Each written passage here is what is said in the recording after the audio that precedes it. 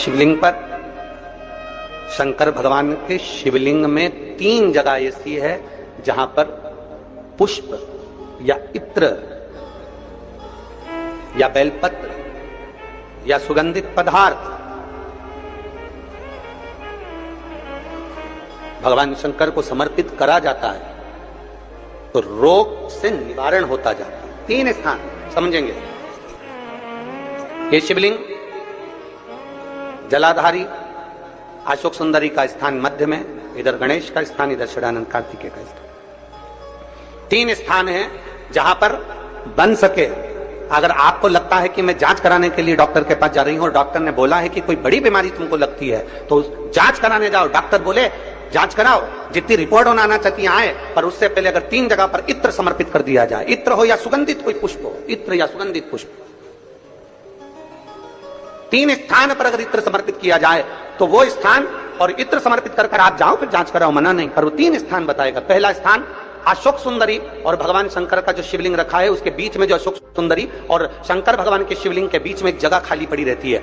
अशोक सुंदरी का स्थान पूर्ण होगा, शिवलिंग होगा तो उसके बीच में एक स्थान खाली होता है। उस स्थान पर अगर जिस समय पर भगवान शंकर के जिस अशोक सुंदरी और शिवलिंग के बीच में जो स्थान है वहां पर अगर इत्र लगाया जाए, दूसरे नंबर पर शिवलिंग के ऊपर से लेकर नीचे के मध्य भाग में, जहां मध्य भाग है ये शिवलिंग, ये नीचे का भाग और मध्य भाग में अगर इत्र लगाया जाए, और तीसरा भगवान शंकर का जो जल नीचे की ओर गिरता है, जहां जो पट्टी रहती है पानी नीचे आने की, उस पट्टी पर अगर इत्र लगाया जाए, ये 3 स्थान इत्र लगाने के होते हैं। अगर वहां लगाया जाए तो कैसा भी रोग हो आपकी जांच अच्छी ही आएगी, बेकार नहीं आ सकती। आप कितने ही करा ले। एक शंकर भगवान के शिवलिंग का 3 जगह पर इत्र या 3 जगह पर सुगंधित पुष्प लगाया जाए। अब जब आप लोग अभिषेक करने बैठते हैं या पूजन करने बैठते हैं या शंकर जी के मंदिर जाते होंगे, कौन कौन जाता है शिवालय? सभी लोग जाते हो? बोलो हर हर महादेव। शिवालय जाते हो तो शिवालय में जाकर जब आप इत्र चढ़ाते हो भगवान पर, यहाँ इत्र लगाया आपने, फिर यहाँ पर भी लगा देते, यहाँ पर भी लगा देते, यहाँ पर भी लगा देते, सब दूर इत्र लगा देते। जो समझदार होता है ना वो सभी दूर इत्र लगा देता है। कई कई ऐसे रहते हैं जरा सा इत्र लिया और रुई में लेके एक जगह पर रख दिया, फूल में लेके एक जगह पर रख दिया, पर पूर्ण जगह पर इत्र लगा दो, बाबा के पूर्ण स्वरूप पर इत्र लगा दो। आपको नहीं मालूम है ना, यहाँ आपको नहीं मालूम कि 3 जगह कौन सी है, तो आप पूर्ण स्वरूप पर इत्र लगा दीजिए, पूर्ण स्वरूप पर। वेद मंत्र में त्र्यंबकेश्वर का बाबा का मंत्र,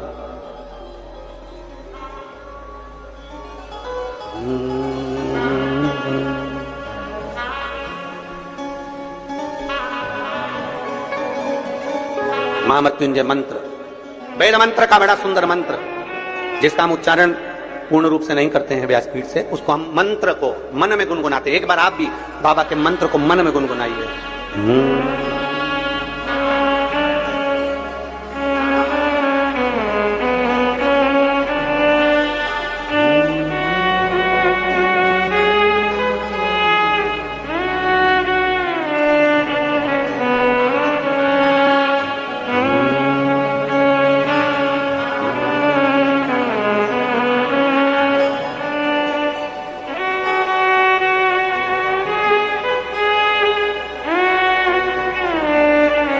भगवान शिव का त्र्यंबक मंत्र का स्मरण करें, और नहीं कर सकते तो पंचाक्षर करें नमः शिवाय, नहीं कर सकते षडाक्षर करें ओम नमः शिवाय, नहीं कर सकते तो श्री शिवाय नमस्तुभ्यम का स्मरण करें। आपको नहीं ज्ञात 3 जगह का वर्णन,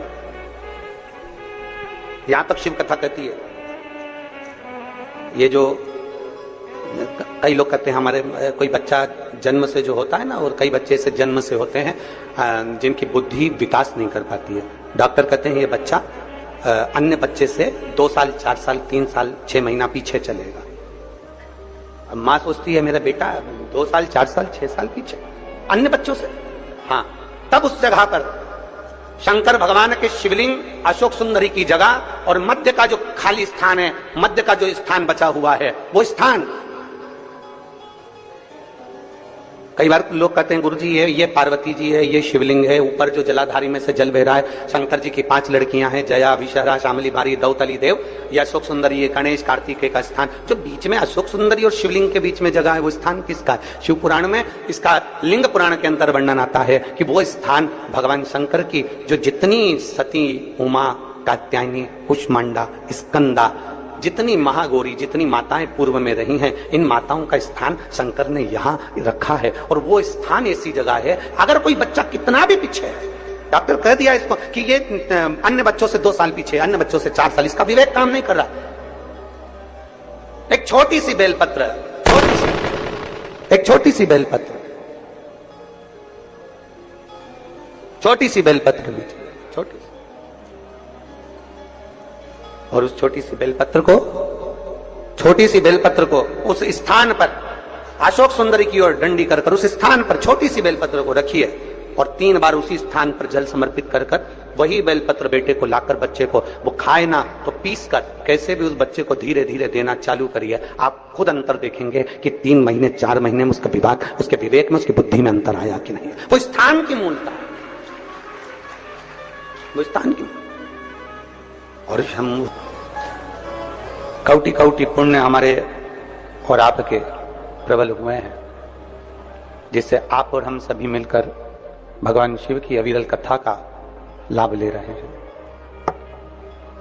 कल 2 अगस्त को पवित्र श्रावण महीने की शिवरात्रि का उत्सव मनाया। करोड़ों भक्तों ने अपने अपने घरों में रहकर भगवान शंकर की पार्थिव लिंग का पूजन किया और पार्थिव लिंग का पूजन कर आप और हम सब कृतार्थ हुए। एक छोटा सा पुण्य, एक छोटा सा सत्कर्म यदि हमारे जीवन में हो जाए तो ये मानकर चलें कि कहीं ना कहीं प्रभु कृपा से हम केवल एक कुल को या एक पीढ़ी को नहीं, हमारी 71 पीढ़ियों को पार उतार देते हैं। ऐसा पुण्य हमारे खाते में आ ही जाता है। कहीं शिव कृपा से, हमने पहले भी कथाओं में कहा, कमाया कमाया कमाया, आखिरी में जोड़ा जोड़ा और फिर संसार में ही छोड़ा। उसका भोग हमने नहीं किया, उस भोग से हम वंचित रहे। पर कमाने के बाद यदि कहीं आप और हम कहीं अच्छी जगह पर पहुंच जाएं, अच्छी जगह बैठ जाएं, तो ये समझिए कि ये कहीं हमारे पूर्वजों का, हमारे माता पिता की पुण्याई है। एक आप लोगों ने देखा होगा, जितने भी श्रोता भाई बहन आस्था चैनल पर कथा सुन रहे हैं, फेसबुक यूट्यूब पर कथा श्रवण कर रहे हैं, आप लोगों के स्मरण में होगा कि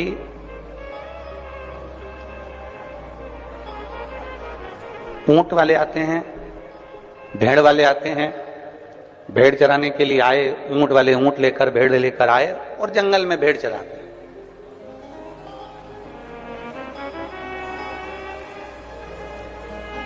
ऊंट वाले ऊंट लेकर आए हैं, भेड़ वाले भेड़ लेकर आए हैं और वो जंगल में चला। पर जो समझदार होता है, जो चतुर होता है, जो विद्वान होता है, उसकी विद्वत्ता क्या कहती है कि जिस कोई गरीब बड़ा है, कोई साधारण है और उसके पास में खेत के अंदर खाद डालने का पैसा नहीं, उसके पास में खेत में दवाई डालने का पैसा नहीं है, खाद डालने का पैसा नहीं है, तो वो चतुर व्यक्ति क्या करता है कि वो ऊंट वाले से कहता है, भेड़ वाले से कहता है, भैया तुम एक काम करो, ये भेड़ों को हमारे खेत में ठहरा, इन भेड़ों को हमारे खेत में इनको बिठा दो। यदि आप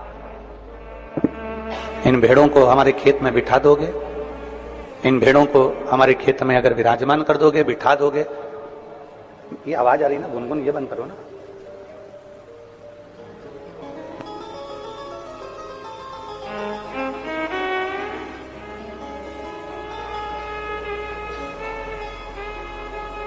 इन भेड़ों को आप हमारे खेत में बिठा दीजिए,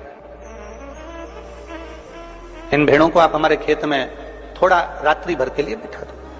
उसको मालूम है कि मेरे पास में गला पकड़ रहा है, उसको मालूम है कि ये मेरे पास में ना तो मेरे पास में खाद का पैसा है, ना मेरे पास में दवाई का पैसा है, ना मेरे पास में कुछ खेत में डालने का कोई पैसा मेरे पास में नहीं। मैं साधारण किसान हूं, मैं गरीब बड़ा किसान हूं, मेरे पास में ये सब चीजें नहीं है, मेरे पास में ये कुछ भी है ही नहीं। अब उसने ऊंट वाले से कहा कि भैया इसको तुम मेरे खेत में बिठा दो। क्या होगा उसको बिठाने से? अगर भेड़ खेत में बैठ जाएगी तो उसके होगा क्या?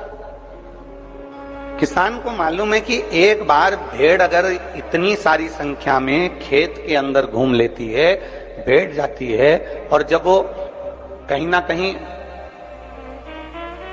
किसी ना किसी रूप में अपने मल का त्याग करती है, तो उसकी जो खाद होती है वो 1 वर्ष के लिए नहीं, कम से कम 5 वर्ष के लिए खेत में एक अच्छी फसल का कार्य कर देती है, एक अच्छी खाद का कार्य कर देती है और अच्छी एक दवाई का कार्य कर देती है।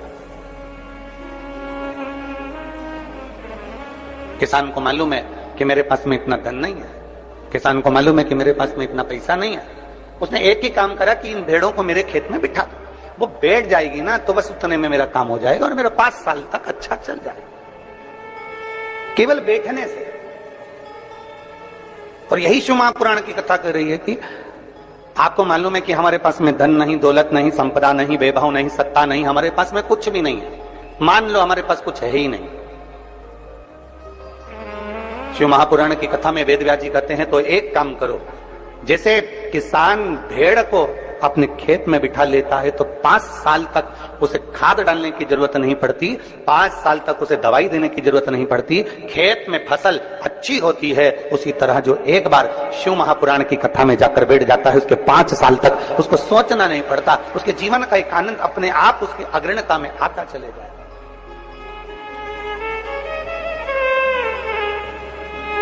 अपने आप वो आगे बढ़ता चले जाता, अपने आप लोग तो ये शास्त्र में तो हम लोग भेड़ का चरित्र पढ़ रहे हैं तो 5 साल का बोलते हैं, पर शिव महापुराण की कथा तो यहां तक कहती है कि आपने अगर भगवान शिव की पवित्र कथा में, भगवान शंकर के मंदिर में, भगवान शंकर के शिवालय में, भगवान शंकर के भक्त के लिए, शिव भक्त के लिए शिवालय में या कथा में या अन्य रूप से अगर हमने 98 भी खर्च करी है तो उसको एक छोटी सी डायरी में लिख के रख लेना चाहिए कि हमने इतनी तारीख को ये रुपया यहाँ खर्च किया है, पुराण में, शिवालय में या शिव भक्त के लिए किया गया है, उसको लिख कर रखो। 3 महीने बाद जब हमको आपके आसपास में कथा हो तो जरूर बताना कि मैंने इतना दिया था, मेरे बाबा ने उसको बढ़ाकर चौगुना कर दिया कि नहीं।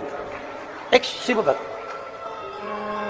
एक भगवान शंकर की अविरल भक्ति, भगवान शिव की उपासना, भगवान शंकर की अविरल भक्ति को, भगवान शंकर की अविरल भक्ति को हम धारण करें।